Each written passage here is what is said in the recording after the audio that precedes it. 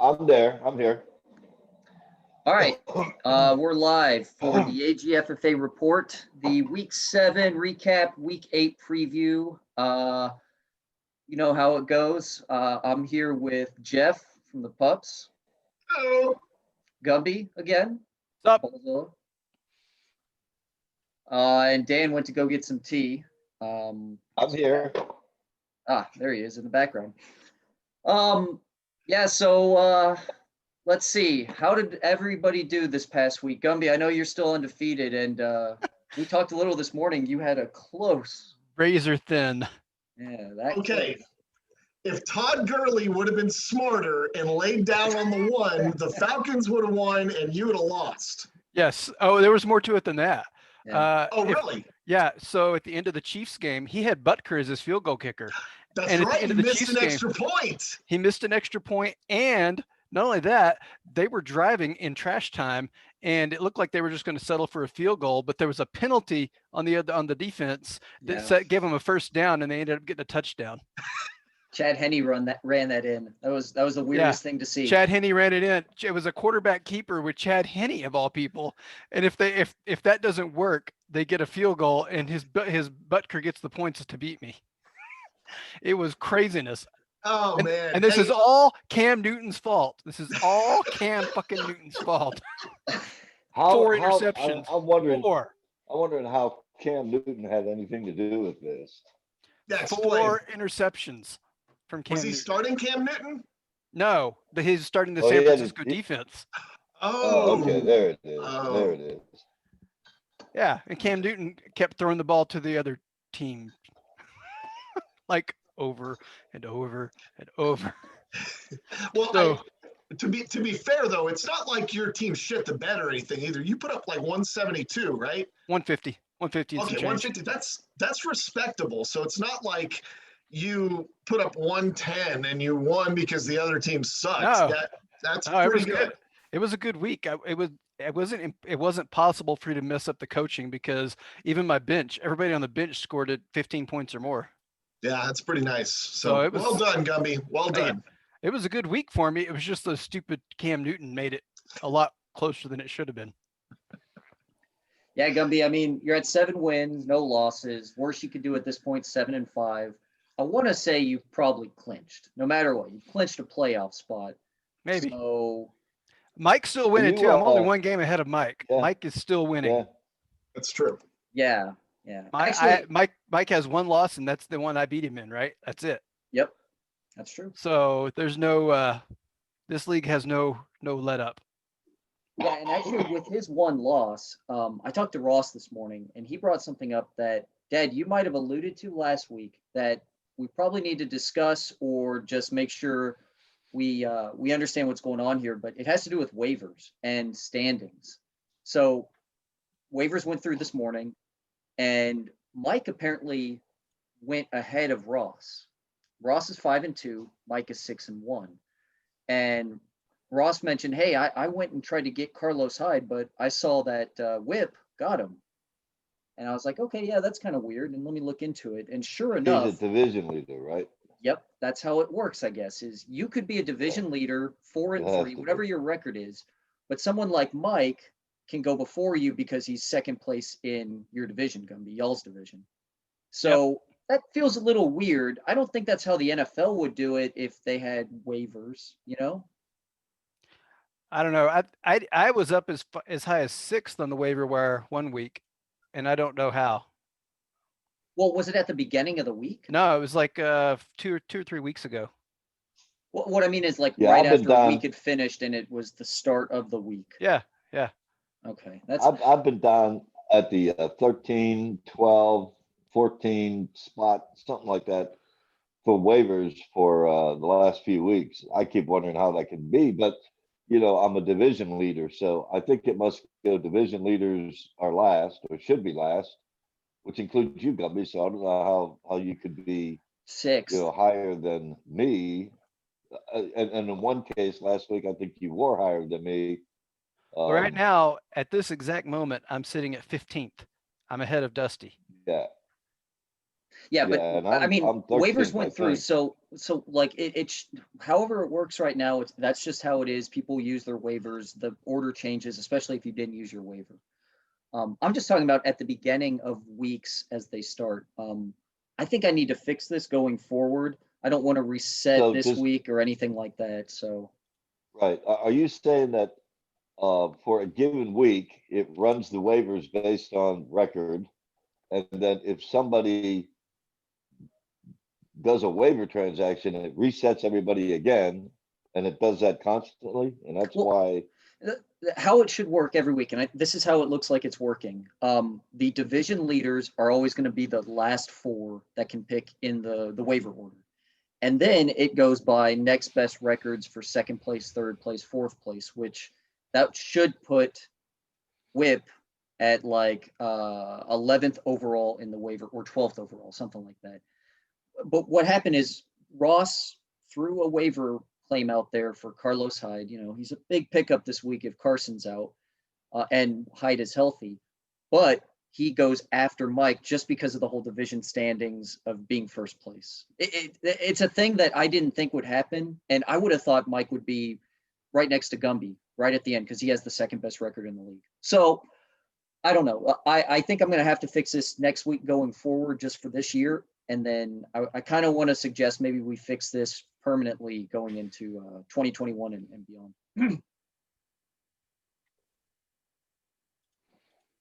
Well, I think well, you know, I kind of see it both sides. It sounds like it's on paper that seems kind of fair that the division winner should be, or the division leader should be at the end of the waiver wire list.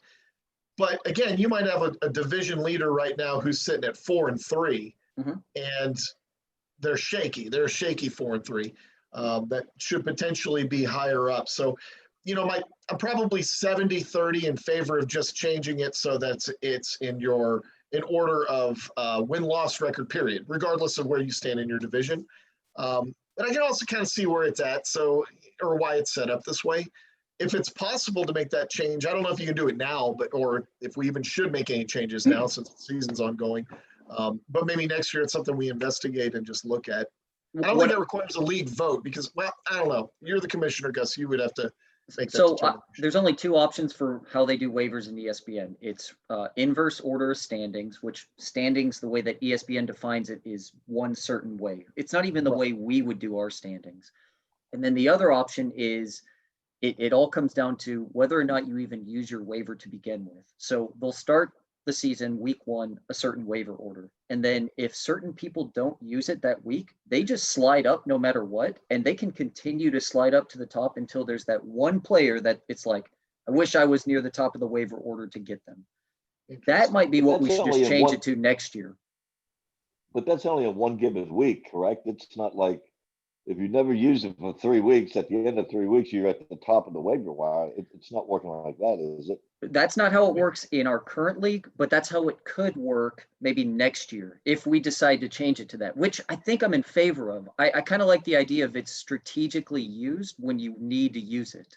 Maybe you don't just automatically use a waiver on a kicker. You sit back, you're like, I'll just take whatever kicker's available. So it's a free agent pickup, not a waiver pickup. You know what I mean? I'm not sure I like that idea. Like me, for instance, I feel I don't have a very strong team. I'm up and down, so I'm always looking on the waiver wire for something to try to help, especially in running back. Like I tried to get that Carlos Hyde as well, but I was so far down the waiver list, I knew that wasn't going to happen. But I just know if we kept it the way it is, I would have to manually adjust it every week. And I'm just going to say, you guys, whoever's commissioner, if I don't do this next year or future years, I don't want anyone to have to do that. That sucks. Yeah, I wouldn't want to do it either. What about a FAB, a free agent budget, where everybody gets $100 and you can bid? I'm in favor of that too. I think we could probably do something like that, but I don't want to make the whole league, basically a buy dinosaur. That's not what he's saying. Cap. He's talked about salary caps before, but this would be a whole separate, just a free agency acquisition budget. Right. It's really popular in a bunch of leagues, and it's another strategic way of doing it. I could almost go with that. The problem is if you use up your your budget for waiver wires, like in week 2, it's not gonna get replenished, is it? Unless you drop No. players, and if you drop players, you don't get anything back. Yeah, it's Right. not like a salary cap, but as Gus mentioned, you have to be strategic about how you do it. So if there's a wide receiver that blows up in week 1, yeah, you could spend all of your money to pick up that wide receiver, but you'd have to think about it and go, maybe I only spend like 10% of my cap this week. And if I get him, I get him. If not, I'm not going to spend any more than that. But you have a fixed quantity and that's all you get. And you don't get any money back. None of that stuff happens. So that eliminates it altogether as far as being a problem. But people have to get used to that concept, but it's not really that difficult, honestly. You just say, how much do I really want to give up of my free agency spending power this week, right? I actually like that system a lot because it makes you have to draft better too, as a side effect. And I think you can still bid $0 on players too. So even if you spend all your budget and you're just like streaming a defense, you can still potentially pick up a good defense for 0. I think you can. Yeah, you could. They wouldn't limit you from being able to like change out your kicker if you had a bye week kicker, So. Okay. I like that idea too. Actually, I prefer that. I think that's probably it's probably a doable thing. Okay. But again, everybody have to get used to the fact that you have a certain amount of waiver wire budget, and if you use it up, well, you won't be able to beat anybody. You'll still be able to, try to get somebody. Does the ESPN website support that? So we don't have to have somebody tracking it? Yeah. Okay, cool. Yeah, so that could be for next year. Obviously, last week we talked about trades and stuff we could fix. Jeff, I never saw anything from you as far as a proposal. I thought maybe you'd help with that, but if you don't have time, I got nothing but time right now. But what's the what are you talking about for the Kingmaker trade elimination? Right. I think we had some ideas where the first and second round players you draft, you can't trade for draft picks. And I know we talked about some other ideas too, so yeah. I can try and get that back to you next week. I'll type. Yeah, if you've got a framework in place, you can send it over, and I'll also throw some other options out there. So options. Okay. Okay. Cool.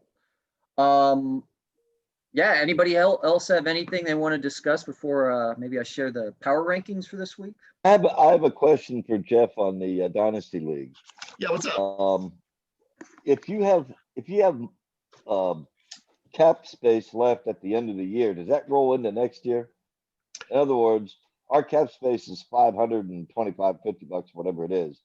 And if I have $80 left over, do I now have $600 in cap space the following year? No, that doesn't carry over. But remember, the cap use does or lose.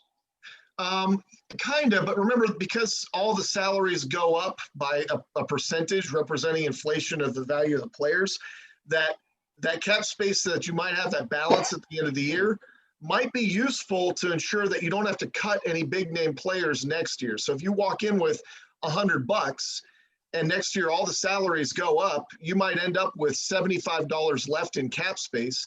But the good thing is that you don't have to cut anybody either. So you got $75 to play with in terms of rookie salaries as well as options for free agents. So you're saying it does carry over.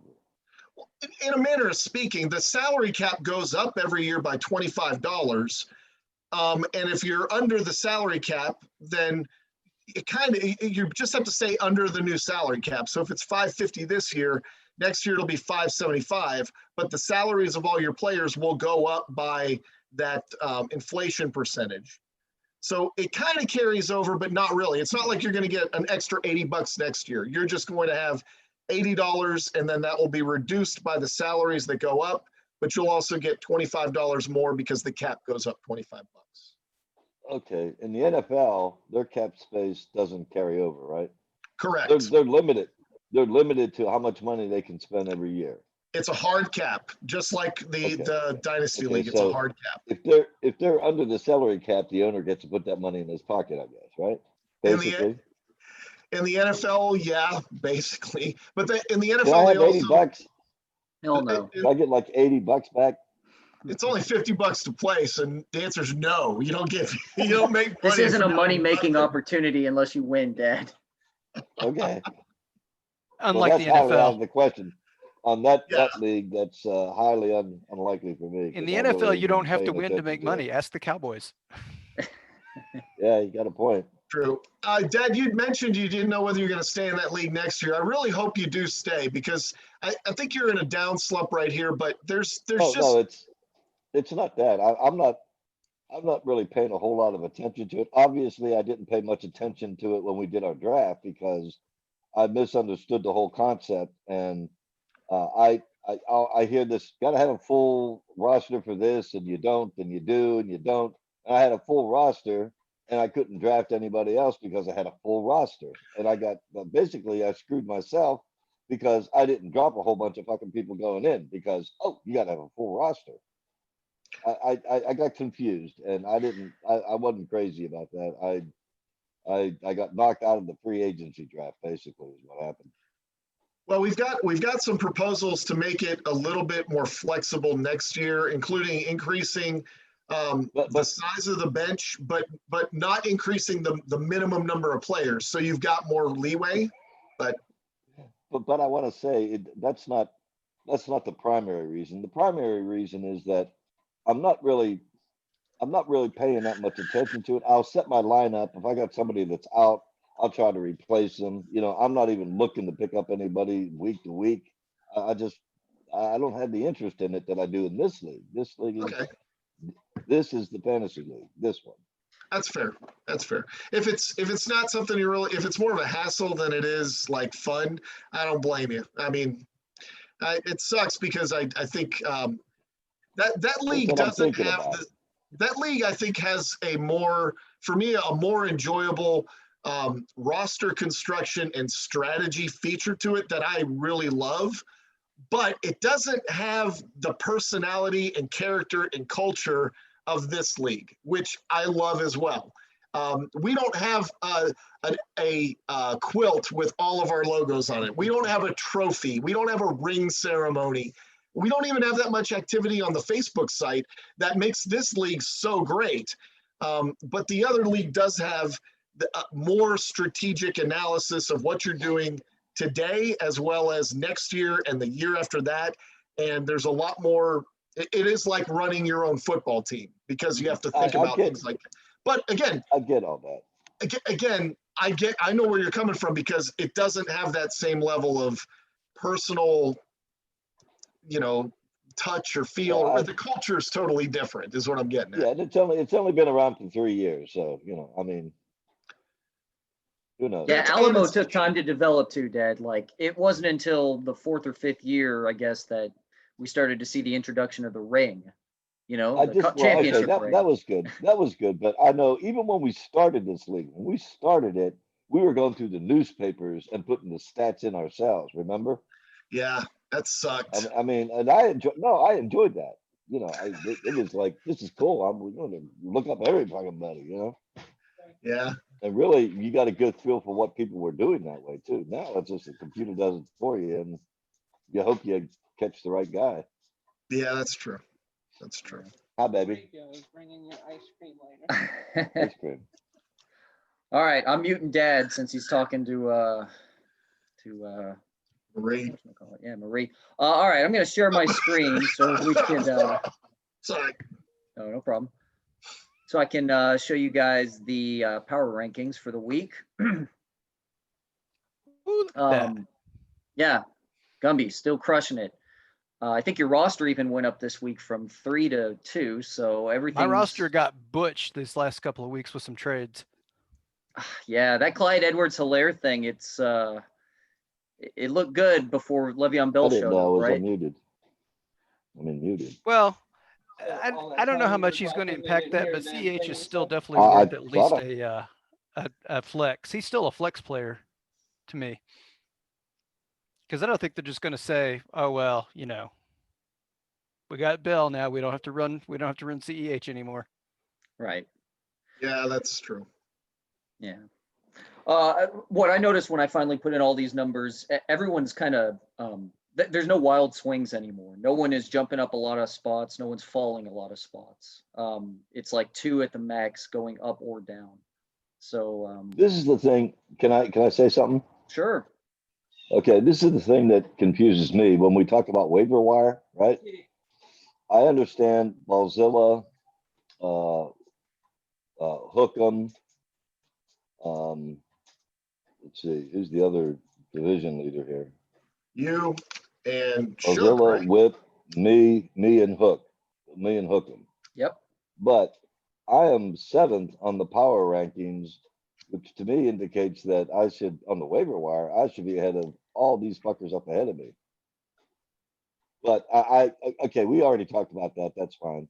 Yeah, I mean, Dad, this is just, it compiles a bunch of different metrics to kind of give a power ranking. You know, just like Yeah, in the I'm a NFL. big- If the Bears would have won this past week and they were 6-1, I don't think anyone was going to put them as the second or third best team in the NFL. Obviously, they lost, so they're down where they are right now. But it's the same exact Yeah, thing. That's all this power ranking is. So. I get that. I get that. You know, Yeah. I'm 5-2, about to go 5-3, by the way. I'll just preview it right now. But anyway, go Dang, is on. it that bad? I'm playing fucking Ballzilla. I bet Ballzilla is actually favored this week, finally. Yeah, it's different. I'm not used to that. He is. He is. Well, let's see. Let's find the games real quick. Sorry, I didn't have it up right away. Well, no, it's okay. We can go back to the player standing thing. If you didn't finish that, I'm sorry to interrupt you.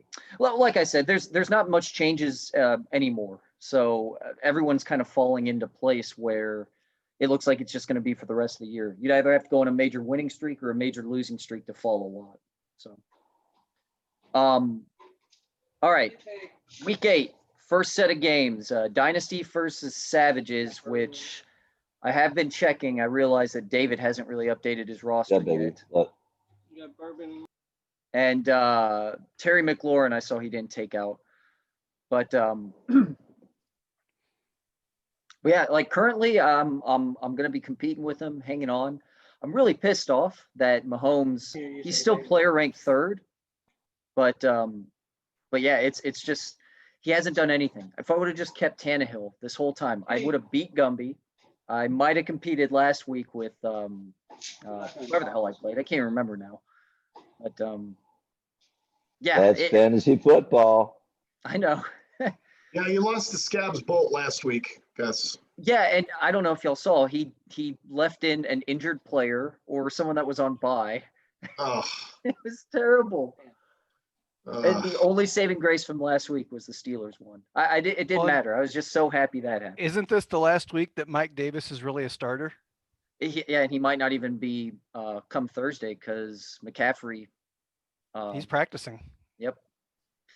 what's the bench look like for these teams, Gus? He has a decent bench, pretty better than decent, and mine is, besides quarterbacks, nothing. So, Why do you have so many quarterbacks? you know, when I heard the news about Tua gonna be starter, I just was like, I gotta grab him because someone's going to, and I'm curious how well that's gonna be. That's I a don't future plan on keeper. starting him, but yeah, maybe a keeper next year. Makes sense. Yeah. And he's Full got disclosure, I he's think. got Thielen to replace McLaurin.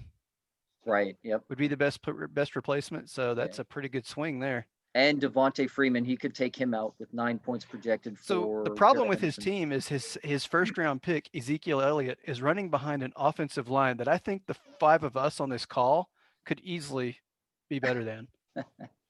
I don't Well, know my if you guys fat ass watched would that be. game because I know it's the local market for some of you guys, so I had to stream it. But I saw 3 or 4 plays where Dalton was getting just hammered, and 2 offensive linemen were looking around blocking nobody.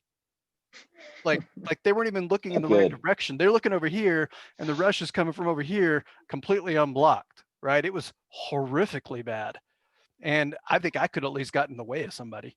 You know. It was Yeah, crazy. that Dallas team, they only put up 3 points this past week.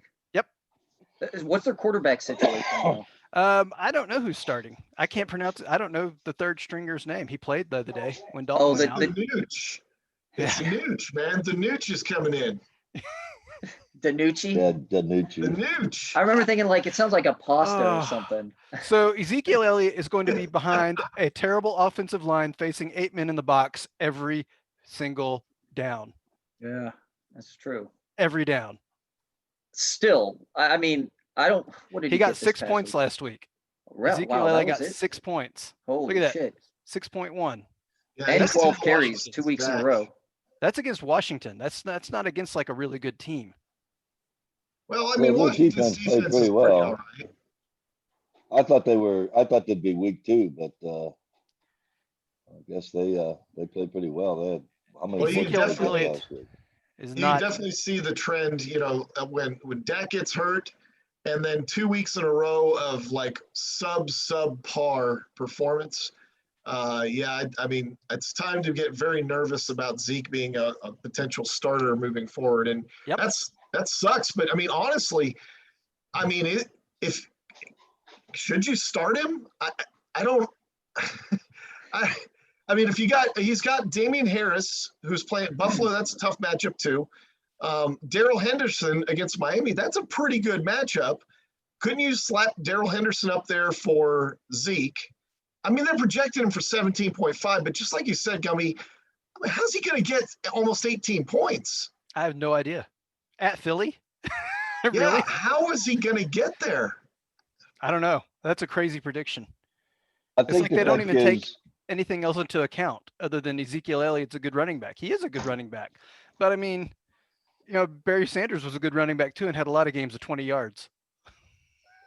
I think it lends a lot of credence to the importance of a quarterback. We all know that. But and Dalton really isn't a bad pass. I mean, I thought the Cowboys did a good job by grabbing him, but the offensive line is always the basis of an offense, right? Yep. If your offensive line sucks, your team sucks. Well, yeah, not just the offense sucks, the whole team sucks because you can't Well, sustain yeah, a drive Yeah, but and give your defense a chance to get some, oxygen on the sideline because you're going 3 and out all the time because your O-line sucks. It messes up everything. yeah. If you don't have an offensive line, your team is awful. And it's your whole team should be built around that. If I Yeah, was an I- NFL, I- if I was an I- NFL exec, I swear I would take an offensive lineman in the first or second round of every single draft, period. And I think you would not be criticized for that. Because if you've got a good offense in the first place, you have to do something to protect that quarterback and open up holes for the running back, and a Mhm. good offensive line does all that. And if your offensive line doesn't do that, you're fucked. Yep. And Dallas is fucked. Completely. I even dropped Dallas's kicker this week because 3 points is not good. I'm My targeting Dallas when I stream defenses. Dallas Yep. is now one of the teams I stream against. Yep. You Yeah. absolutely Be a good should. Yeah. So I don't think Zeke That's is a a good shame. play. I don't. I mean, he had a good team, but injuries to the Cowboys offense, and he's got Devonta Freeman starting. Is that his original? Who did he originally start there? I don't Well, know, that- but he's questionable. Well, I think he left his lineup in from last week. Devontae Freeman, it was No, probably a decent option. so Freeman was. I guess he may have drafted him at some point or got him really early. But who did he originally draft He to be his RB he two? picked him up because he was IR. He picked him up a few weeks ago. Yeah. His second running back might have been this DeAndre Swift. Yeah, can't that remember. sounds right. Yeah. See, that's okay. Zeke and DeAndre Swift doesn't sound too bad in week 1. Yeah, that's true. But, I've heard enough. Gus, you're going to win. yep, I agree. Wow. I'm going back to picking the other team. It worked the last couple times and I've won, so I'll pick Savages here. Um,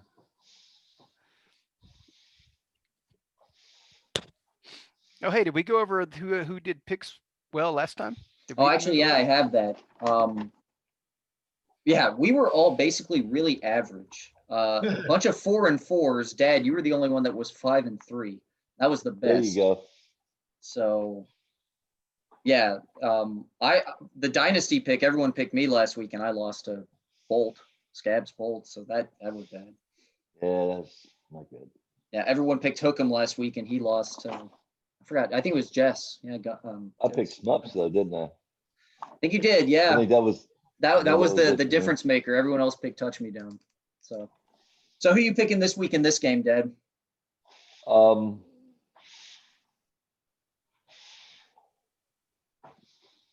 Man, your running backs are not all that strong, dude. I'm hoping Is, Dobbins is starting because Ingram's hurt. Yeah, he's And been even hurt if for a few Ingram does weeks. play, I might have to just stick with Dobbins anyway.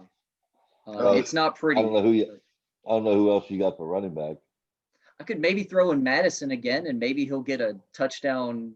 Is Cook back this week? I think so. Yeah. I'm just saying maybe he'll get a goal line carry because Cook ran 80 yards to get there and he got tackled at the 1 yard line. That's tough. That's a tough situation to be in. Yeah. So Guess I don't want to go against you, but well, you do have Patrick Mahomes. He's got Mahomes All right, against the Jets. Yeah, I'll go with Dynasty. Okay. all right. Everybody picks Dynasty except for the Dynasty owner. All right, next team. It's worked for me in the past. All right. So touch me down. 2-5 versus 6-1 whip. I'm gonna go ahead and say it. I mean, I think we looked at this earlier. Yeah, he has the #1 roster, and it's hard to argue against it, especially with him now picking up Carlos Hyde as a backup running back. Yeah. He's just got so many weapons on his team. I don't even know if I'd want to take the time. I just think Whip's going to kick his ass. I feel bad for touch me down, but is he really going to start Cam Newton after that last week's No, performance? he has Nick Foles in. who does? No. Whip You're might- talking about Heath, right, Gumby? Yeah. Is Heath really going to start Newton? His backup is Kyle Allen, who's on bye this week. Wow. So You gotta believe though that Cam Newton's not gonna have 2 weeks in a row scoring negative points. Like he's got to come back up to his average, right? well, we know Dalton's probably not playing, I so guess there's you some could get other Danny options Jones. out there. Jones is probably the best bet there Would you start Daniel Jones over Cam Newton though? against Cam Tampa Newton Bay. is- Against yeah, Tampa Tampa Bay's Bay. not a good matchup either. I mean, don't you kind of? I don't know. I don't think Cam Newton's gonna like So, completely devastate his here's- team 2 weeks in a row. Here's the thing with Newton though. Newton's They're not playing Buffalo. a Peyton Manning or a Tom Brady where he lines up, looks at the defense and says, "Yep, that guy's going to be open. Hut, Yeah. open, throw it." He's the guy that lines up, snaps the ball, and says, "Okay, where am I going to go? Okay, cool." He's too old for that shit anymore. But he doesn't have to be a Peyton Manning or a Tom Brady to get to 27 points to his projection. He just needs to be okay. 26 is still like 10 points under, or 28 is still like 9 points under the average for a quarterback. So all he's got to do is just be a little below average, and he's going to get his points. But I Mike is still think starting Cam Newton Nick will kill him. Foles. What may kill him is the fact that he's overmatched at virtually every other position. Big time. But he's starting Nick Foles, guys. I understand they're playing New Orleans, so he's going to have to throw the ball a lot. Well, it's because Kyler Murray's on bye. Yeah, I know. Nick Foles. Yeah. I don't even think it matters. It's Nick Foles. Just look at the rest of his roster. If Michael Thomas is coming back this week and there's no drama there with that team, I mean, he's putting him in as a flex. This is crazy. This is the whole king-making thing all over again, but Yeah, his team is that stacked. And touch me down, it's awesome they have a 135 projection, but I just don't see how I he was can. surprised about 135 is not going to get it done against Whip. Yeah. I'm going Whip. Yep, same. Dad, who you picking? that. I have a hard time seeing the screen, so I got to creep up here. Who did you say, Jeff? I'm taking the upset, folks. I'm taking touch me down. Interesting. I I'm really gonna hope pick- that happens. That would be great for me. It would, right? I'm Need a taking little the breathing upset. room. I think so. Whip's got some question marks as far as injury stats. I don't know what's going on with Aaron Jones. I don't know if he practiced today, et cetera, et cetera. Michael Thomas, I'm really shaky on him, and I feel bad for Mike because he traded for him from me. And now they're talking about trading Michael Thomas from the Saints, or at least there's a rumor out there. That doesn't sound good. But even though he could lose those guys, he's got fellas that can fill in for him. Like he could easily put in Jamal Williams and still probably be okay. He could put Latavius Murray in at the flex and still be able to, I think, beat touch me down. So I'm going to take whip. I also have a message from Michael. Michael is superstitious. And he wants to be a part of these podcasts, but he's worried that might screw up his karma. So he's not going to participate even though he wants to, but he does have a message. And I don't remember if he said this to me or if I just made up the words in my head, but he says, I'm going to crush touch me down. You can put it in 3-inch headlines. I'm going to stomp his ass into 2021. So Wow. All right, Michael. ceremonially taking himself. Michael signs in. All right.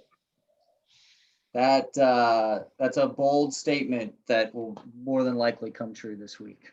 I can't believe this. The spread is as close as it is on this. So 16 the upset, points is a Alex. pretty big spread, though. It's a down pretty week for big. Whip. Look at his bench and look at all those cues and look at he's got his quarterback on bye. It's a down week for him, and he still has that big of a spread. He'll probably You're average gonna every get week him. close to 160 going forward. Yep. You're going to get him. This is the week. Yeah, That's exactly. true. Yeah. All right, now Gumby and Dad. So Yeah. division look at this. leaders going at it. This is awesome. But the projection is way favoring Gumby. So who wants to go first? I'll go first. I think there's a path for you to win, Dad. That path relies upon the Buccaneers putting up about 30 points on their own against the Giants. And I'm not saying it can't happen. The Giants suck. So, Yeah, they do. if you can get 30 points out of the Buccaneers defense, that's not necessarily doable, but if you can, and then, Richard Rodgers gets a touchdown to boost his numbers. And then Ben has a big game against Baltimore. It's a divisional matchup. You never know what'll happen. And then maybe Adrian Peterson farts and falls into the end zone a couple times. You can win this game, but I'm still picking Ballzilla because that's a lot to ask for. But it's not it's not out of the realm of possibility, I think. Well, if it's on me, I'll talk about my team a little bit. I think I fully expected Ben to be at least a top 10 quarterback this year. I did. He's been playing consistent. Last week's 3 picks were really not his fault, but they were there. I have no running backs, right? My running back situation is bad. I got Le'Veon Bell, who might, mind you, since this is a revenge matchup, he might blow up, but Hilaire's probably going to get most of the carries unless they want to rest his ass. If Bell gets moving, they might keep him in for longer than we might expect. I like the move I made on wide receivers against, I'll take my wide receivers. I know Diggs is good. He could get some shit in here. Tight ends, George Kittle. Dalvin. Yeah, Dad, if you didn't make that trade, this would be a much different game. I don't know. I'd have probably Gronk would in be. there. I'd have Gronk in there. That's not a huge letdown. Yeah. And Rodgers played pretty well. And I'm debating whether to put Trey Burton in too, because he's been playing pretty well for the Colts. I haven't made that decision yet, but I figure that unless something changes in Philadelphia, Rodgers is going to be the number 1 tight end. So I'm probably going to leave him in. I can't take the chance of Ellie Maury Cox or whatever the fuck his name is shows up in the Colts. Yeah. The stats show that I'm going to get my ass whipped on this. I think I probably will, but you know what? If I can take an upset of Whip, I'll take an upset of the Guzzlers of the Balzell. Look at me, Freudian slip there. I'm going to take the Guzzlers, baby, in an upset. Just hey, my team, I got to do it. Hey, 53 points out of Tyler Lockett, Dad. Yeah, just one more of those Yeah, games. you like that? You like that? I liked it You in like the that Houston pickup? league for sure. Yeah, okay. I'm just taking Ballzilla here. He's undefeated. I know. That's I know. That's the logical thing to do. yeah. I'm going to take me. I think there's a good chance that both CEH and Bell go over 100 yards against the Jets. They're terrible. Yeah, So they I might think be it's gonna wash. leaning on a third or fourth running back in that game And for the the only Chiefs. thing that's really got me worried is the defense going to go up against Pittsburgh. Pittsburgh's offense is just on fire. So Ravens that's are one good thing. for a couple turnovers this week for sure. You think? I think so. I think this those is going to be a interceptions that- bloody, just like your typical Ravens Steelers game, like in the early 2010s. They're going to Oh, beat those are up on fun to each other. watch. I hope Oh, that yeah. airs here. Those are really Speaking of fun to which, watch. Do you guys see the games that they're putting on national TV this week? I know it's been talked about on radio and all that shit, but Oh, you got like this game. This game is not, a Sunday night game. They got the Cowboys and Giants and Philadelphia and whatever. I mean, some shitty fucking games. It's ridiculous. that's weird. Yeah. You'd think they flex this to like the primetime, like Sunday night matchup or something. I don't know when flex comes into play, but if there's going to be one, wouldn't you want it to be Ravens Steelers with, what is it, 6-0 versus or 5-2 or 5-1? 5-1. 5-1. Not only Yeah, that, that's the game of the week. they're Wouldn't not you wanna selling a lot watch of that? tickets. They're not selling a lot of tickets. They should be able to flex almost anything this season. Yeah, I know, right? That doesn't. I mean, seems the weird. most tickets they have is like 5,000 in the stand, right? So it's really easy to issue refunds or whatever you got to do. So Sure. why are we not flexing to actual good matchups this year? I mean, I get it. It's harder to flex during a regular year when you got, 90,000 tickets you might have to refund or whatever. That's a little harder, but why not do it this year? Well, maybe there's another cost associated, like the NFL has to pay some amount of money to flex a game to like the networks or something. Maybe. And because so many people are at home that that doesn't make financial sense to do it because everybody's going to watch the game on Sunday night regardless of who's playing. So I don't know. There could be other factors there. Yeah, I don't know.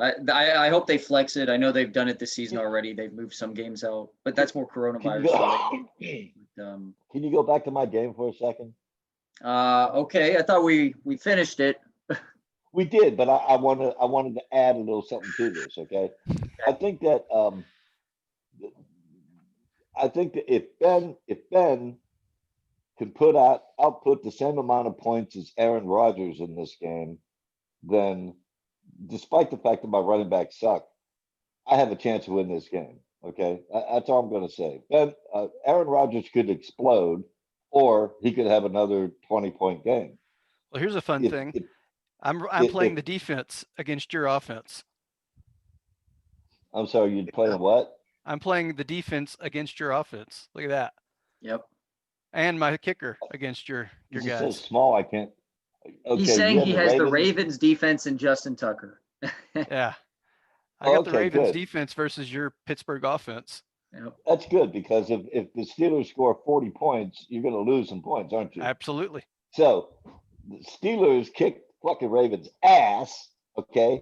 Ben goes off 4 touchdowns, 350 yards. They sack. Oh, well, he's not your quarterback, so it doesn't matter. If Aaron Rodgers gets 20 points and Ben gets 40, I win. That's all I wanted to say. I'm in this game, people. I ain't giving up here. All right. I ain't giving up. I never say never. That's probably There. your best path to victory, actually. Now you can go Just on looking to at the this next one. objectively, that's the best path. Oh yeah. All right. So next game up was Scabs and Ramones, and the first thing that I see is Scabs is starting a backup quarterback, Tyrod Taylor. Oh no. I know, and Deshaun Watson's on bye. I get it, but My Ramones are going to win. why didn't I have Scabs this week? Yeah. Why didn't you? Huh? You lost to his ass. I did. That's what it was. He had Austin Hooper in, who was declared out like a couple of days before, and he still beat me. And he still has him in. So Ramones. Ramones. yeah. He doesn't even have a full Ramones. line. He doesn't even have to set a full lineup, and he's going to win. So Yeah. once Sholey gets around to it, it's going to be a blowout. Yeah. Is he Yeah, going to start Ramones. Taysom Hill? Is he going to start Taysom Hill, who's listed as a tight end? Oh, good That's question. funny. That'd be Taysom ballsy. Hill has never taken a snap as a tight end in the NFL, He should do it just for the lulls, you know? but he's listed as a tight end. Yeah, I know. It's pretty cool. God. I actually thought he'd be an interesting play this year, and 7 points is your best. Ugh, that's. I'm glad I didn't jump on that. Yeah, Scholl. I mean, he's 3-4, chance to win this game. He's still in the playoff hunt. And yeah, if he knocks Scab's Bolt down one more game, that's good for you, It Dad. didn't That's even good for end it now. Jess. He's in. Well, I'm not You sure hear about me? that. I don't think so because Jess, I think, has the better record right now. And then it's Gumby and Whip and you and Jess. Oh, I thought I saw him as a participant in that, final projections. By the And way, you on the can't take final any stock in projections. that. So, Okay, all right, that's fine. So there are 4 division winners and 4 wild cards. Is that right? yeah, Yes. 8 total spots Okay. get in. So were we all Ramones on this one? Yes. All right. Next game up is Bubba Gump versus Pups, which in years past was always a good matchup. And Oh, this How are you year, only 88.7 points? he forgot I his haven't put defense. in my defense yet, so That's only gonna get you to 100, baby. Not even. Anthony Maybe 100. McFarland and Benny Snell. So Hey Jeff, I just dropped the Chargers D. They're available. You should go get them like now.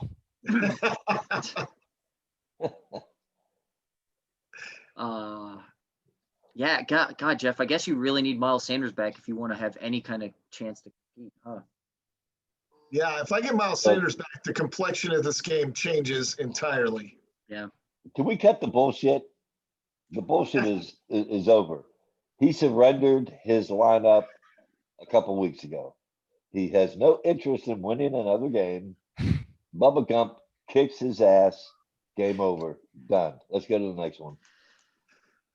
I mean, yeah, I'm gonna pick Bubba Gump. Remind me again how many draft picks she had and how many he had. So we don't need to keep rehashing old stuff. We know it happened. Yeah, we do. Yes, we do.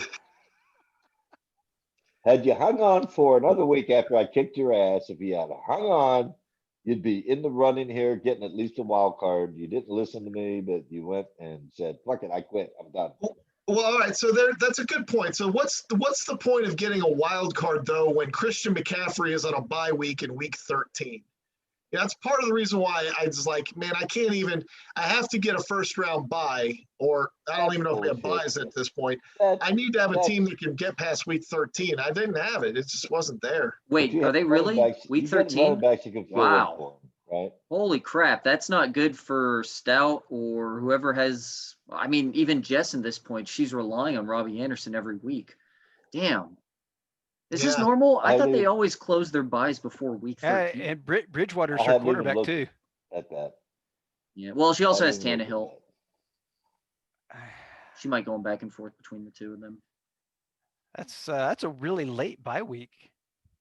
Yeah, it is really late. I'm picking Jess to win. It doesn't really matter. that. I said, yeah. I need to not- My point. I need to not exactly. screw around and win a game anywhere. That's the thing. I It's know. like, I'm going to start my lineup, but I need to not, Lonnie's going after that first round pick, but was he the one that said he's not going to be here next year? You can't give up if you got the overall number 1 pick. can you? Jeff, this is how good your team could have been. 182. I mean, just looking at the chart, you were definitely up above the 150 mark average with your type of squad. So yeah, but those early season losses and then the unexpected losses, I kept doing the math on it going, there's no way. I mean, so when I make the playoffs, I don't want to make the playoffs. I want to win a championship. What's the point? yeah, no, that's a But good point. with the lineup that you had, the possibilities were there. Not in week 13. Yeah.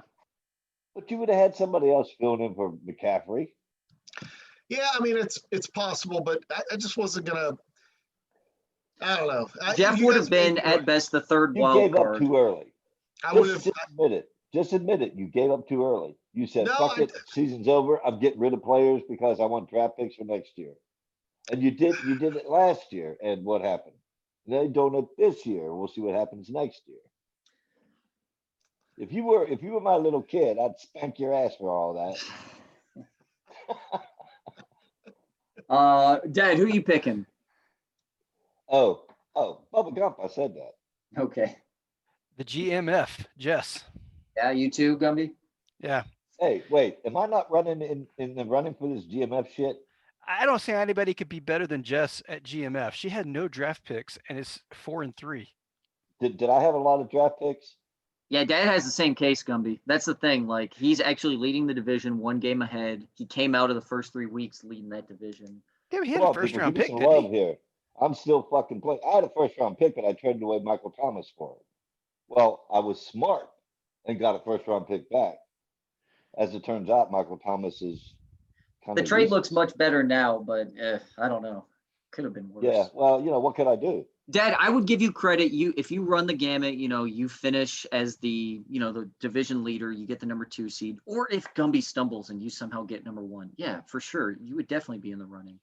Well, I'm not going to get number 1, but after this week, if I beat Ballzilla, do I get some love? Of course. Absolutely. I mean, it vaults you up there, like right next to Gumby, if not past him for GMF, for sure. If you beat me, Dan, you'll have my vote for GMF.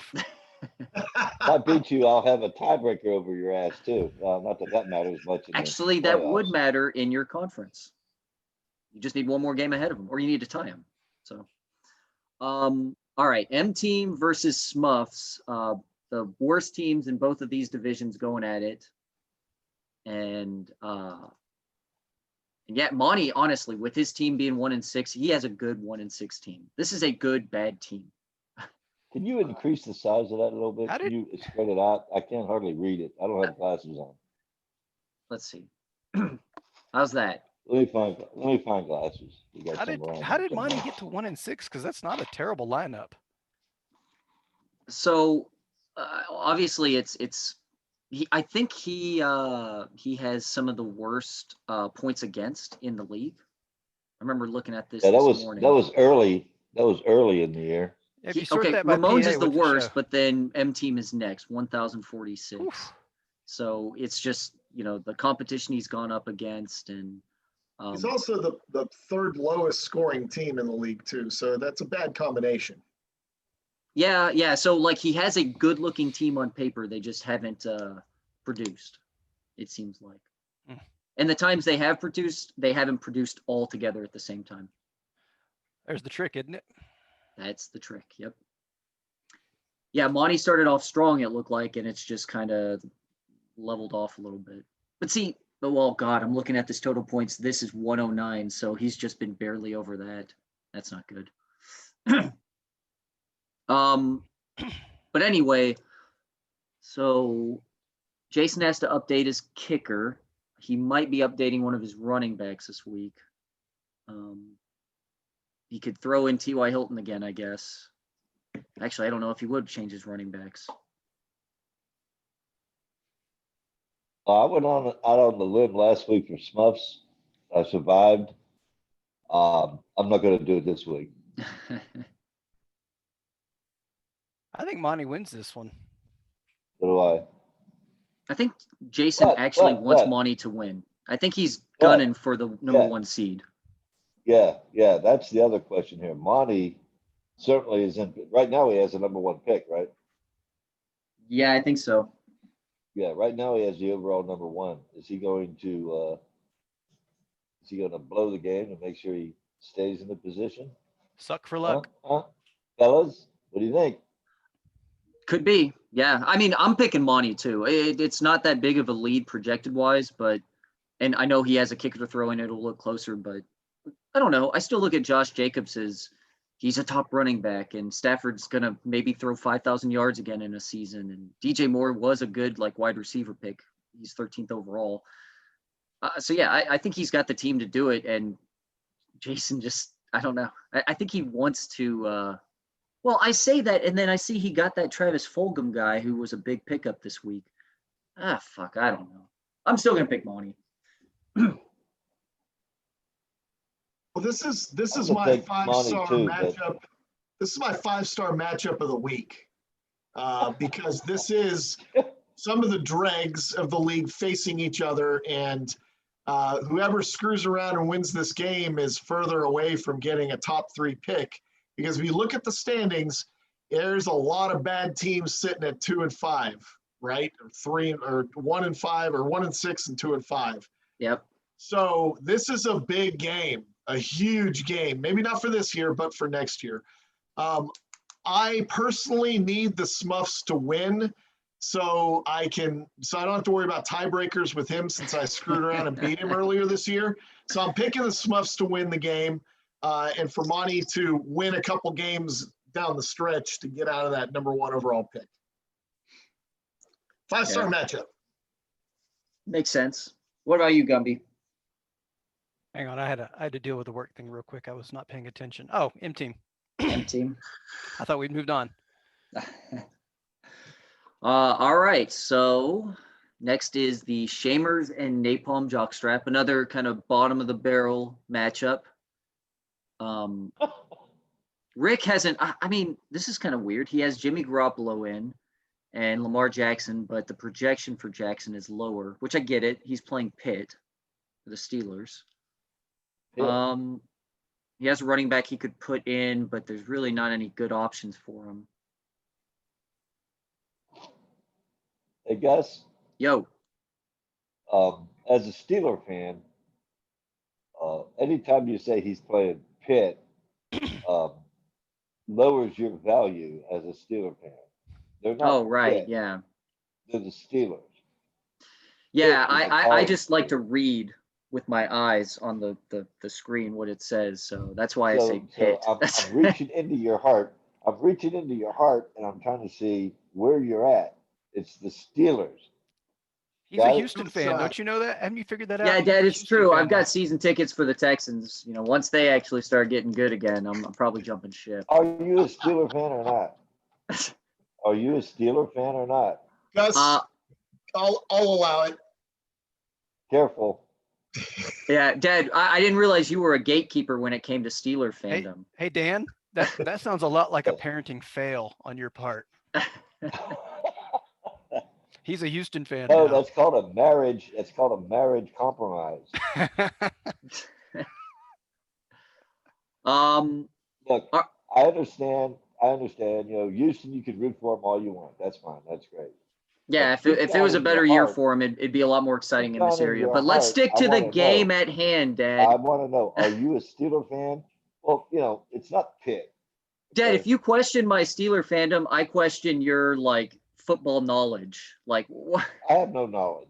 I have no football knowledge. Okay, I'm gonna bring it back. This is my 4-star matchup of the week because Wait, once you again, had a 5. The last one was a 5-star. yeah, Yeah. this is my 4-star matchup because again, massive draft pick implications for next year. I'm gonna root for Hall of Shamers to lose so that Napalm Jockstrap gets to 3 and 5. And then there's a couple teams at 3 and 5 out there, and I'm still at 2 and 5 and in the running for number 1 overall. So go ahead and give me Napalm to win this game All right. for no logical reason whatsoever. I think Shamers is still going for it, and he does seem like he has a better team. So I'm picking Shamers. Yep, same. I'm gonna pissed take he the got that Shamers too, Jamichael because I think- Hasty guy. That looked like a good pickup this week.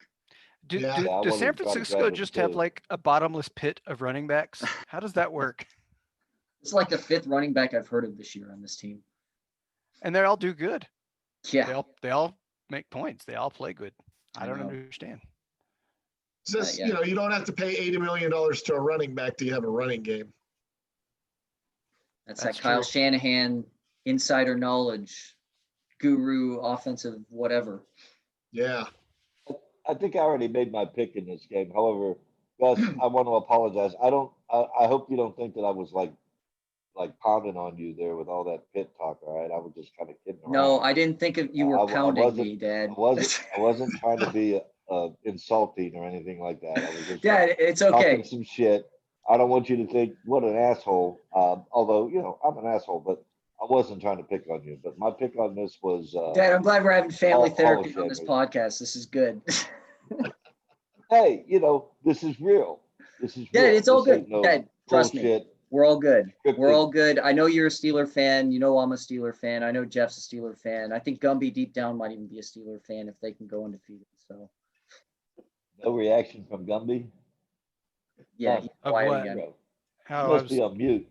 He's no, doing some work stuff. I had to do some. I'm defending your right to have a day off right now. That's what I'm doing. Protecting our country. I am protecting your freedoms right now. Yeah. All That's of what I our do. freedoms. That's what I do every day. All right. Well, Thank you for your service. let's not keep Gumby around too long. Who are you going to pick, Gumby? Oh, Dusty. And Dad, who did you say? I missed it and all that. I said Hall of Famers. Shamers. I think he has more pride. I think that's evident. I think he wins. Yeah, I guess I could see that. Well, Rick doesn't play with pride. Rick plays for gambling. Rick sees fantasy football as gambling, nothing more, nothing less. Yeah. Pretty much. All right, and yeah, this is another good matchup. All the division leaders are going up against each other this week. So Shook How is that versus so Hookem. point spread so big? What's going on with Hookem? Well, think TJ Hookem- Dallas is thrown in as a. He has Chris Carson, but if he's for sure not going probably, and he's hoping that Carlos Hyde isn't playing. He's got Hopkins on the bench because of the bye, obviously, and that hurts his projections altogether. It's just a bad week to be playing one of the best teams in our league for him. Mm-hmm. Yep. Yeah, that trade you made with him, Jeff, with Brady and Mike Evans. Yeah, you injected him with life. That team was actually going to start declining pretty fast, I think, because of Dak. But yeah, now they're just back up at it again. So I thought that was a good trade for everybody involved. I thought Yeah. it was good Yeah. because when he went to TB12, he didn't lose anything off of number 4 going out. that's true. Yeah, Brady's looked good. Yeah, I mean, I kind of need Hookem to fall a little bit. So, but I'm still 2 games behind him. It's going to be hard to catch up with only 5 weeks to go, or 4 weeks. I guess 5 if you count this week. So I'm going Shook. I think he does have the better team here. Yep, I I'm would going agree with that. Same. I will also go with Shook, although Burrow's pretty good. But I'll go with Shook. He has Herbert, right? Yeah, he has Herbert at Denver, and he is currently starting Burrow. Herbert's been looking really good. over I the would last go couple with weeks. Herbert. He probably Bear. will. Ebear. Yeah. Bear. Yeah, it just might not be enough. He would need like a huge game from him, and I've watched 2 games. That kid has got it. Yeah. I watched 2 What's of a their better games this year. defense, Tennessee or Denver? What's a Probably better Tennessee. defense, Tennessee or Let's Denver? see. Probably Tennessee. I would go with Aber. Yeah, I would too. He's I projected. don't know on if his Tennessee has the development, better that's accurate. defense. So wait, real quick, Gumby. Last week was Kansas City and Denver. Was that in Denver? Yes. Yes. Okay. There was snow on the ground. It was snowing, and we were like, "Oh, look, that's the same weather I've got," because it's Oh, only yeah. like an hour away. I couldn't remember if that was whichever stadium it was at. So I The keep thinking if it's in Denver, it's going to snow again, and that's going to screw up your projection of your quarterback. The stadium is about an hour drive from my house, and if it snows there, it's probably snowing here. Have you been to a That's a game? good point. No, I was gonna go That's to a good the point. Cowboys up there, but I couldn't get tickets, and it probably ended up working out well because the Cowboys got their asses kicked like 28-0 that week, and it would have been sitting out in the cold because it was like a late November game. I've been out there in the cold watching the Cowboys just get destroyed, and that's no fun. Yeah, that wouldn't be fun for sure. Yeah, so good. That was a quick one for this week. I know Ross wasn't here to help out. Hey, before I get you guys off the call, I just want to make sure of something before I leave. So we talked about standings, right? So in our Constitution, we don't really define what standings are. Are we treating standings like take Whip? Whip is the perfect example here. He's the second best team by record in the league but because of where he's at, he's a wild card. So he's like the 5th ranked team. What should our standings be for this league? I think it has to be like the NFL, division leaders and then wild cards. I think we stay with that. Oh, but Yep, I Dad. think- Go ahead, Gumby. I think he should be the number 1 wild card seed. Well, he is the number 1 wild card seed. What I'm saying is, as far as this waiver order, so the Oh, NFL has it 2 thought you were ways. talking about They have a playoff standings. They have an overall standings. So how should we treat waiver order? I think division winners have the last picks, because notwithstanding, the other teams out there, they're fighting for their own playoff positioning or whatever to win their division. So that being at the top of the division means they should be ahead of they should be after every other team in their division for waiver wire picks. So I think that's reasonable to put them at the bottom. Then you have the wild cards, then you have everybody else. That's Okay. my opinion.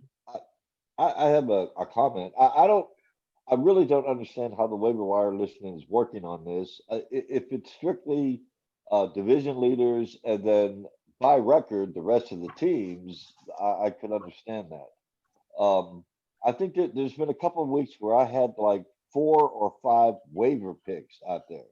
And my understanding was if you don't get your first one, they'll look at the second one or the third one. And in those instances, I had like, 5 attempts at getting somebody and I'd get my very last one. And I mean, granted, I was like waiver number 13 or 14 or 12 or whatever the hell it was, which again, based on my record seems kind of weird, but I understand if it's division leaders first. So I really don't know the inner workings of how this system goes through the waivers. I really don't. So Right. Well, I mean, it's all based on I inverse. have no problem with the way it is. I guess I don't have a problem with the way it is. It's like a crapshoot, right? Okay, well, then I'm going to keep it like that. And the way I'm going to do it is ESPN does rank it by division leaders should be the last 4 and then the next best records. But I think when it comes down to like teams that are tied in record, they don't look at if you had a head-to-head matchup to see who's ranked higher. They go by points for. And I'm not sure I want to do it that way. I feel like that's not fair when we have we have our own tiebreakers for how to get in the playoffs. So I'm going to have to look at that every week to adjust the waiver order. I don't think the commissioners should have to go through all that hassle to even that shit out. I mean, to me, it's like a crapshoot. That's all it is. You put a request in. If you get it, great. If you don't, well, put your second one in. If you get it, great. Okay, put your third one in. And then by that time, there's nobody left that's worth picking up. But I don't want to put it on the commissioner's back. They have to monitor the waiver list and adjust day after day after day. That just doesn't For seem right this to me. season, I don't mind doing it. I'll finish it out this way, just keep it consistent, and I'm making it clear going forward. That's how I'm doing it. I realize I'm only telling you guys this, but it's the podcast. Anyone can listen to it, and this was Gus, can I say one more? Can I say one more thing? Sure. If you do that, you're open to criticism from somebody that don't like the way it went, right? If you're manipulating anything, you're going to be open to criticism from somebody that says, well, how come I didn't get my pick? I was number 7 on the waiver line and number 9 got the pick. I would leave it the way it is. Let the cards fall where they will. And let's not put you in a position to have to fucking make those adjustments. You don't have the time for it. Nobody has the time for that. So just let it run the way it is. We're getting to a point, though, that waiver wire pickups are very important. Injuries are going to keep happening. Certain players are going to become available, and teams that are very close to like being in the hunt, getting certain wins, whatever they can do to improve their roster, they need to get that. I don't know if advantage is the right word, but they need to have that opportunity to improve their team the way that we've laid it out in the Constitution, except it's just not super clear how it's written that way. So all I want to do is just going forward, fix that.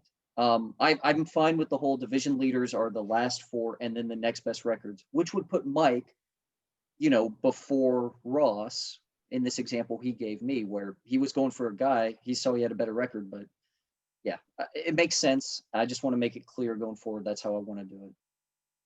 Well, the idea is to achieve parity, right? Yes. That's the goal. And so for example, this year, me sitting in that number 1 spot, I should always be picking last on a waiver order. You will Because be, that gives as long as that you're gives- still undefeated. that gives other teams a chance to catch up, which is what they should be trying to do. Yeah.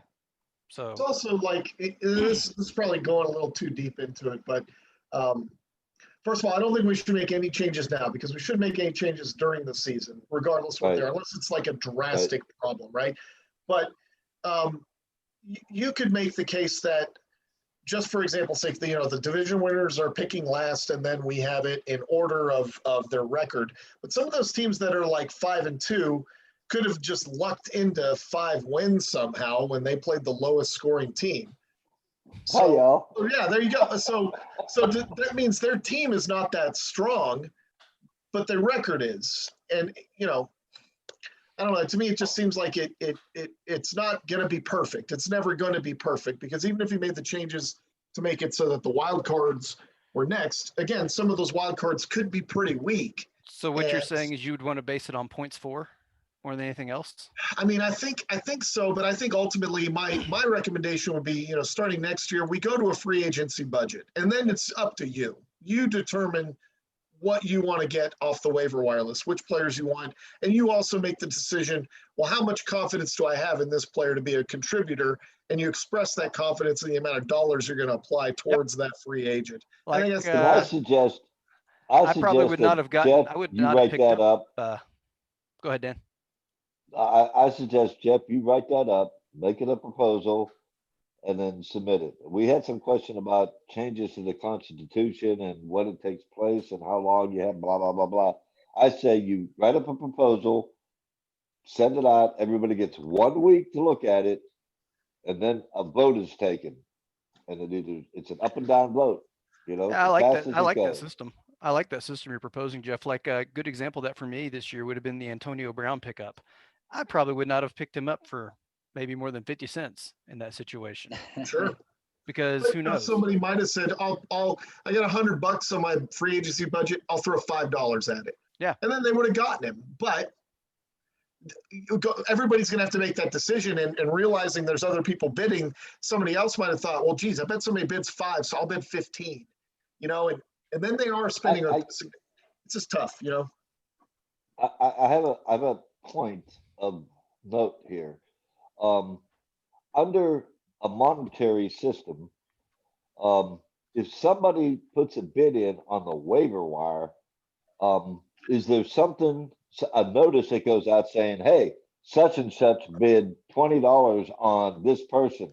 Do you want to bid higher? No, it's blind. That's the problem with that, because there's not a problem with that. That's perfect. No, that's what makes it nobody perfect, sees is what like happens. you have to be strategic about it, Dad. You need to know whether or not you want to spend half your budget, a quarter of your budget, $1 of your total $100 budget, like whatever it is. All right.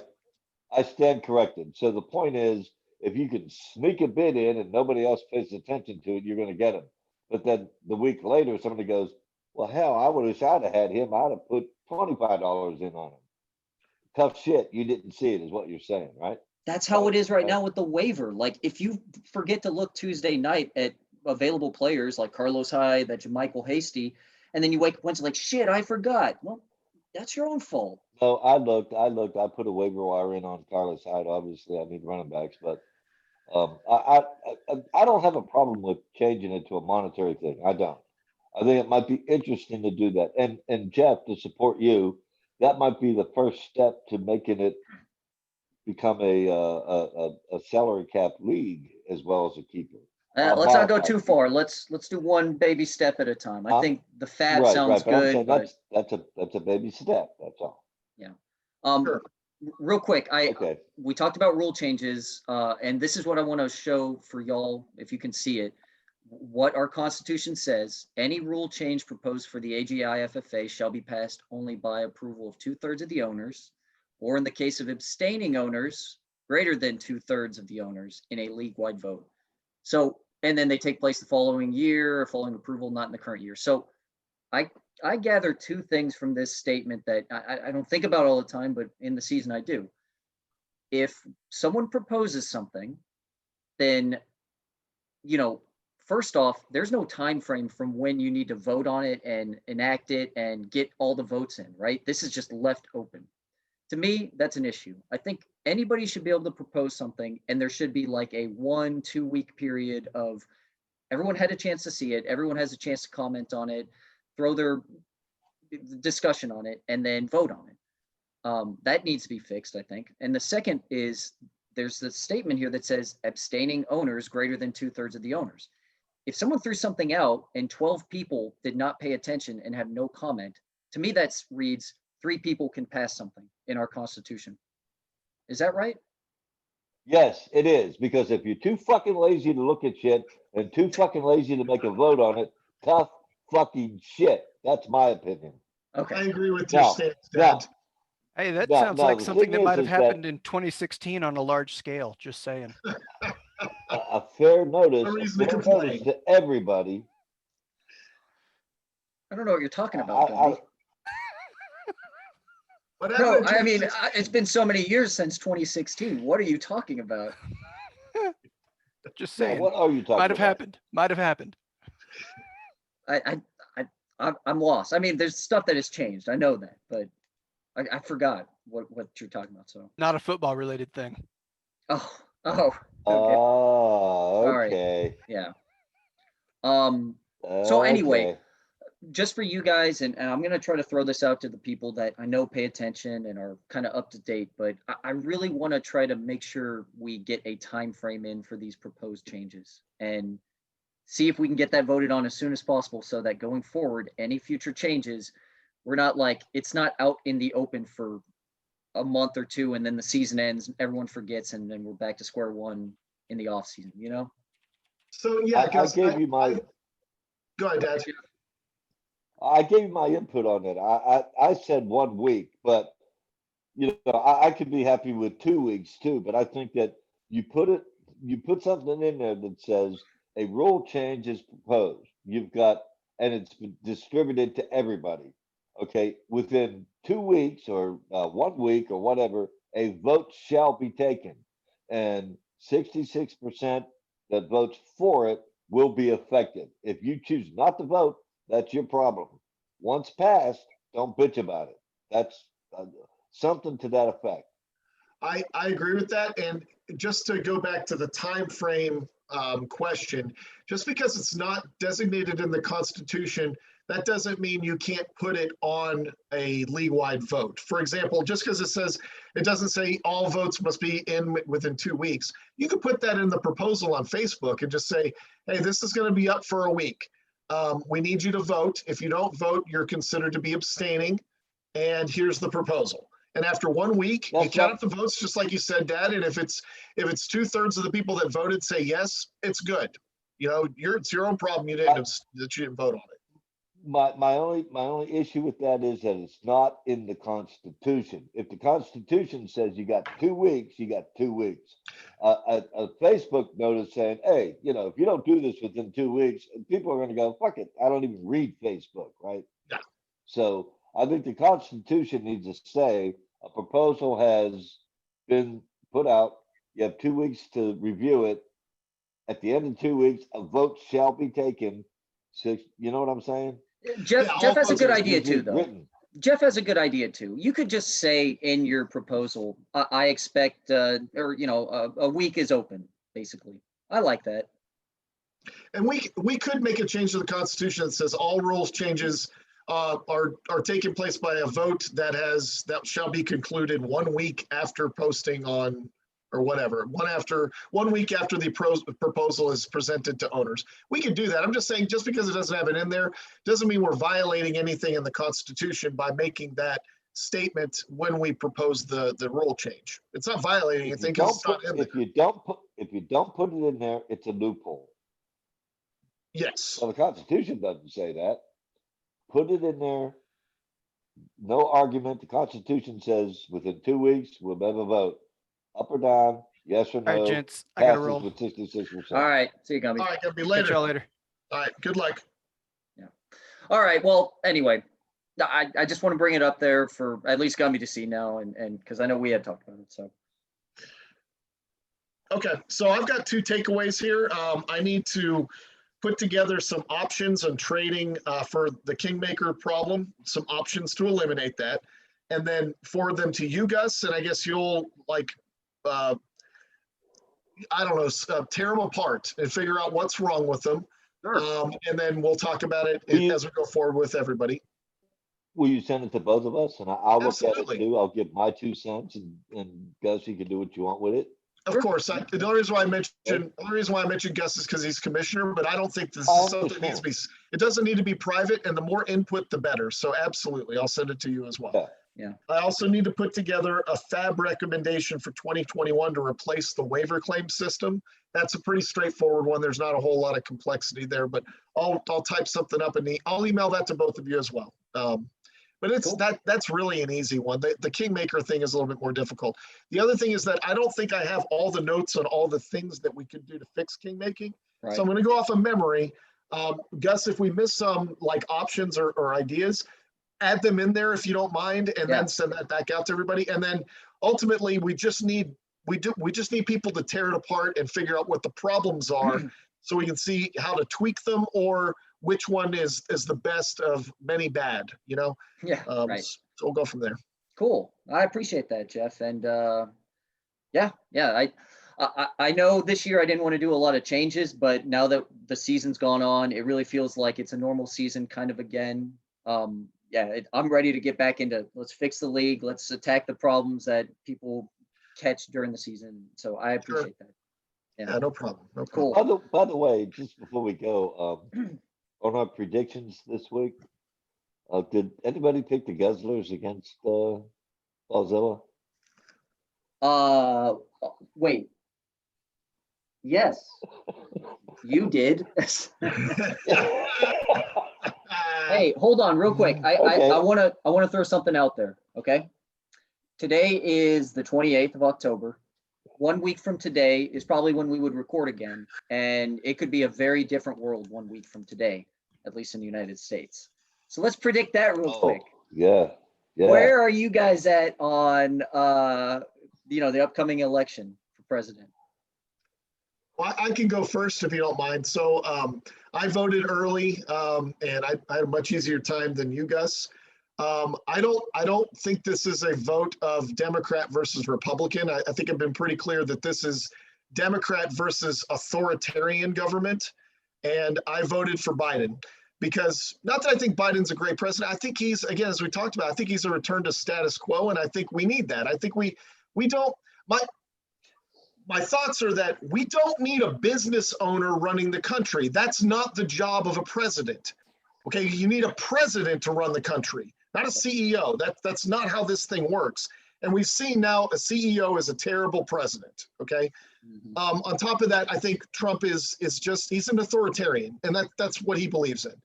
And that's okay. I don't fault anybody for voting for him because they think they're voting for a Republican. They're not. They're voting for an authoritarian, and that is a huge difference from conservative values. That's not conservatism.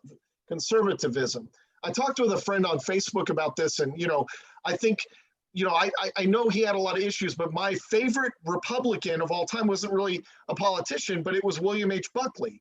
He was a genius conservative. Now, he was also kind of a homophobe, and he had some racist tendencies to him. But in terms of philosophical conservatism and how that works, it's pretty good. It's pretty genius, his thinking on that. So he's not a role model of mine. I just think he was the conservative voice that I could understand as an intellectual standpoint, right? A model of that. Yeah. Did you watch the debate between him and William Baldwin? No, I just look at that and think, as a smart person, that's the kind of person I want talking to me from the conservative side. So I voted for Biden because I'm not necessarily voting against the Republicans, although I think they've taken a really sharp turn. And if you look, I don't know what the commercials are like down in Houston, but in Dallas, It is fear mongering of the worst order against every Democrat on the ballot. And I'm a 44-year-old dude. I'm not afraid of the boogeyman anymore. I don't need you telling me that a candidate here in Dallas, Candace Venezuela, is going to release all the criminals onto the streets so they rob your house and murder your family. Dude, don't pander to me. That's fucking stupid. That's not going to happen. So I'm not voting for the Republican Party has taken a turn that I do not absolutely agree with at all. So I voted for Biden, but your question was who's going to win? I think Trump's going to win the election. And that's Oh, wow. So which swing states is he going to win, Jeff? I think he's going to win Florida. He's going to take Texas, even though they say it's in play. It's really not in play. The question that I have is, Pennsylvania and Michigan, Hillary lost them because she really didn't pitch there, right? She just assumed she was going to win them. Yep. Trump is fighting for those states too. And so I don't know what's going to happen, but I got a sense that Pennsylvania is going to stick Trump. I really do. No. I hope I'm wrong, but I think he's still going to win it. Michigan's a little bit tougher because but I think there's enough of his base that he may get Michigan as well, in which case we're just looking at we're looking at a Trump win regardless. So I think Pennsylvania and Michigan are going to be key. Florida's in play, but I really don't think it's in as play as much. And Texas that's a pipe dream right now. I just don't see it. I hope I'm wrong. I'm not a pundit. I'm not a poll watcher. I just look at it and go, his base is strong and vocal. And I think he's going to get more than what everybody anticipates, just like the last time around. Right. Yeah. So anyway, that's it. Go ahead, Dad. My turn. Okay. I'm fearful. I think that Biden's going to take all those swing states. I think he's going to take Michigan and Wisconsin and, whatever, Pennsylvania. I don't think he'll take Florida. I don't think. He's not going to take Texas. Trump will get Texas. But I think Biden's going to take Arizona, Colorado, Virginia, North Carolina. I think that the path for Trump is like really slim, really fucking slim. But if he pulls this off, something's wrong. And here's the thing. He can fuck this up. He can fuck up the mail-in ballots. He could challenge it in court. And now he's got a 6-3 majority. So if it goes to the courts, Trump is in. It doesn't matter because I'm going to fucking Panama in April. I don't care who wins. We're out of here in April, right? But I'm fearful. I think Biden is going to kill him. I think Biden is going to get the popular vote by at least 3 million, right? Yeah. It's possible for Trump to win.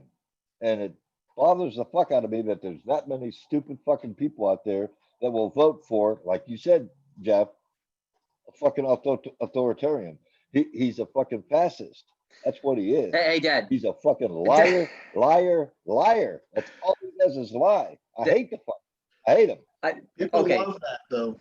Yeah. They like a strong man. I want to bring something up that I read yesterday, and it's about how the election night will probably unfold. And it's all based on when polls close, when certain states announce and stuff like that. So I thought it was interesting. Like 7:00 next Tuesday. I hope you're still recording this. Yeah. Are you still recording this? Yeah, it's still recording. Good. So anyway, at 7:00 next Tuesday, Kentucky will close at 7. I think some certain southern states or ruby red states are going to close. And almost immediately, it's going to be like Trump wins these states. Trump will be up a certain number of electoral votes. Indiana is one of the states that is kind of in that rust belt of Ohio, Michigan, Wisconsin, Minnesota. Here's the thing. I'm not trying to say Biden has a chance. What I'm trying to say and what I read is if the numbers start coming in where it's a much closer matchup for Biden competing against Trump, it's going to be a good night for Biden, apparently, because that will give an indication Biden's message or maybe Trump's message. Let's say Trump's message didn't resonate with a lot of voters. Biden's message resonated more with a lot of voters. And that's the state to watch for. If if Trump isn't winning by like 10 Indiana? points, 15 points, or whatever it should be that he won in 2016, then you're right. Like Florida, it might be in play. I don't think Texas is in play, but I bet it's going to be really close then. Arizona is probably going to Biden. North Carolina could go to Biden. It'll be a very interesting night, but that's what I'm going to tell you guys for next Tuesday. Watch that Indiana state, see what happens, and you could probably use that as a gauge for how the night's going to go. So Indiana are you is saying that the- is Indiana Indiana's goes the to Trump? I'm sorry. Are you saying if Indiana goes Trump wins? No, Dad, what I'm saying is Okay, all Indiana is going to go Trump, but it's the margin of victory there. If Biden is close, just like some people think he's going to be close in Texas, that seems like an indication of how the rest of the night will go in all these other states that are swing states. So Pennsylvania, Florida, North Carolina, Michigan, Arizona, even Texas, like it'll basically show like this is kind of how the rest of America saw Trump or saw Biden this year. So Indiana is the canary in the coal mine right now, right? So you got to watch that and see what happens. And if it's a close race, then that could be good for Biden. If it's not, then it's up in the air again. Who knows? Fair game. Yeah. Yeah, In fact, it's probably not going to be a good sign because I bet Florida would go Trump and then Pennsylvania is going Trump, like you said, Jeff, and who knows? Pennsylvania, no. Well, Pennsylvania could, but there's one promising sign. The promising sign is that 18 to 25-year-olds are voting in much greater numbers than in 2016. Do you know any young person that likes Trump? Sure. Yeah. I mean, it's just like Jeff was saying. It's like the personality, the cult of personality they identify with. They don't think about the country as having all these major problems. They just like Trump because they think he's funny. They think he's strong. You know, that's what I've seen.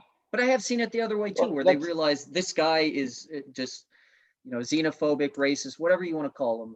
He fits all those markers. So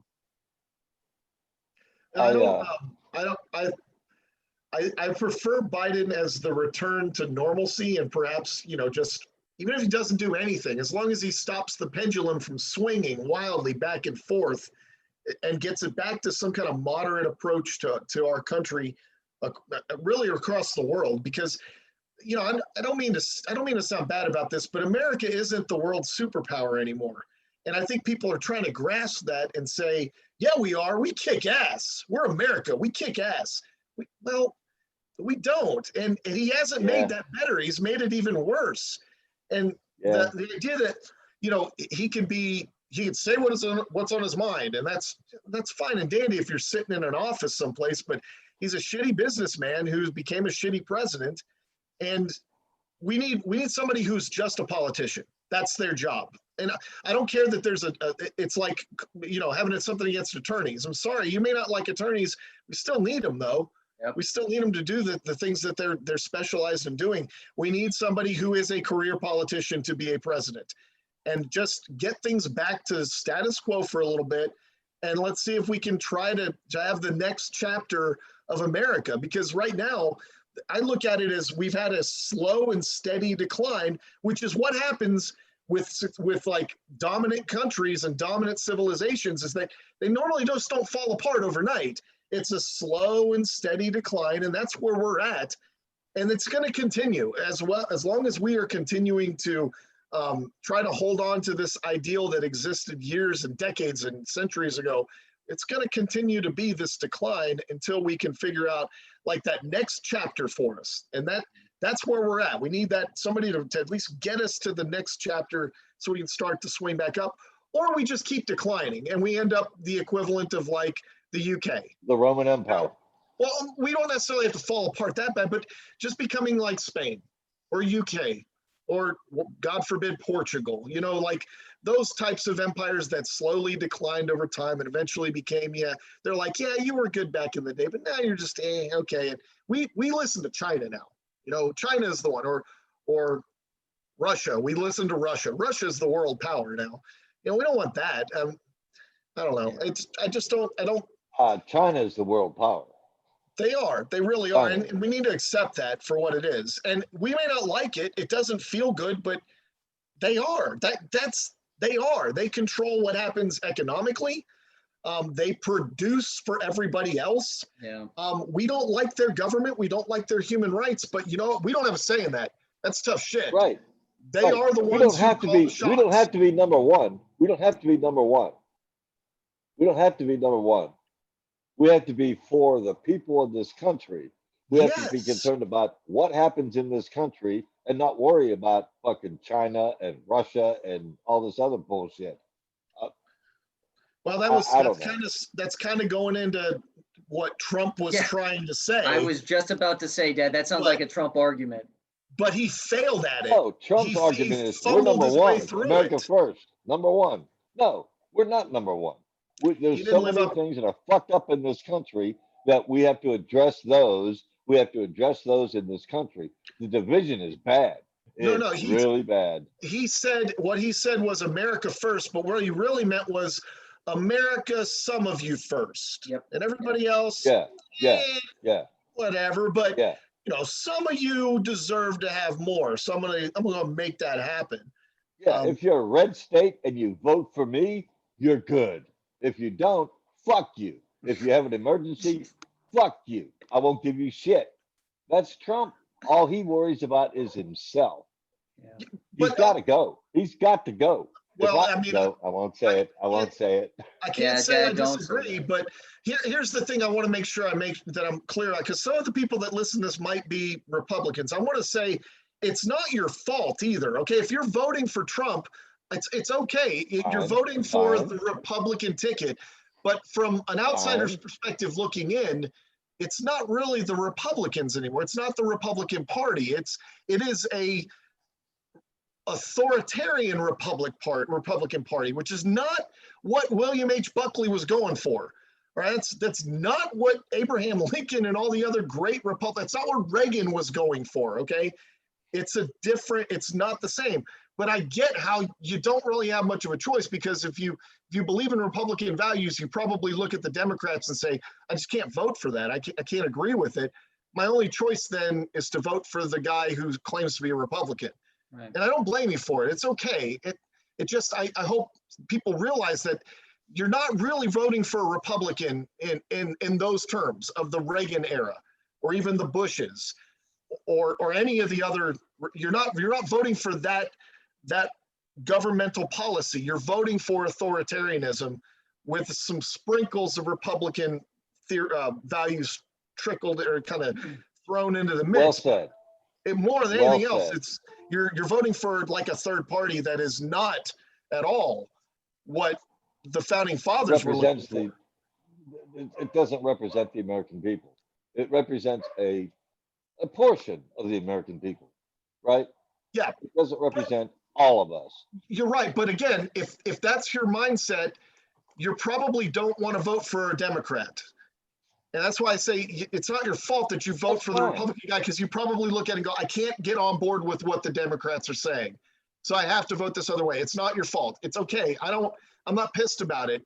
I don't hold it against you. I hold it against you if you're going to throw a bunch of bullshit in my face and say the fake China hoax, the COVID hoax, and lock her up, and those they should have kidnapped that governor in Michigan. Biden's email. They should have freed Hillary's Michigan, email. right? Liberate Biden's Michigan. email. If you believe in that, I don't really want to talk to you about Crooked those Joe, things. Sleepy Joe. That's crap. But the crap about liberate Michigan and then blaming her for a kidnapping attempt, don't talk to me about that. I don't want to hear that nonsense, because that is not America. That's not America. The President of the United States telling people kidnap her and kill her. The president. Okay. Again, I think I got to put a bow on this. I think the main message is vote, be informed, know what your choices are. And obviously it's not just for president. There's other positions and people running out there. We didn't talk about the Senate. I know, but just know, like, in a week, that's probably the big topic of discussion, even for our podcast, which, by the way, this was a good AGFFA report. I'm glad we got to talk about this along with the week as normal. So if I can add one last thing, Gus, before we go. Should Trump win the election, I ask just out of common decency for the folks that are listening to this that may have voted for Trump, if at some point down the line, and I don't think I'm sounding too paranoid here, but if at some point down the line, they start asking about who believes in Trump and asking for names of people, please don't tell them any of our names. I don't think I'm being paranoid when I say that an authoritarian wants to stamp out anybody opposed, and sometimes that means rewarding turning in your neighbors. And please don't do that, because we've all got, we're kids of Dan here, and we've got small kids, and we're not the enemy. And I don't want to sound paranoid, but I do fear that that's a direction that the country could go in, is that Democrats and the liberals must be destroyed. That's the commercials we're hearing. Yeah. And if that's the direction they go, just remember, we're just people trying to make it through life too. Yeah. All right. And we have families. We don't want to be removed from our ability to make a good living, or God forbid, thrown into camps for re-education, or just extraordinary renditioned out of existence. I mean, come on, man. I'm trying not to be paranoid, but these are thoughts that legitimately come through my head, because read the tea leaves of history. And when authoritarians take power, the last thing they like to do is get out of power. Yeah. And sometimes that means things like certain people need to disappear, right? Absolutely. Yeah. I mean, the whole idea that the word liberal is such a demonized term now, it's scary. It's scary to think about. Like, if I put a sign out in my front yard that I have it back here, the nope sign, like, there are people in my neighborhood that are going to look at that and remember. And if something happens next week where Trump's reelected, once I put the sign away, it's just, I know they will remember that, those people. You're labeled.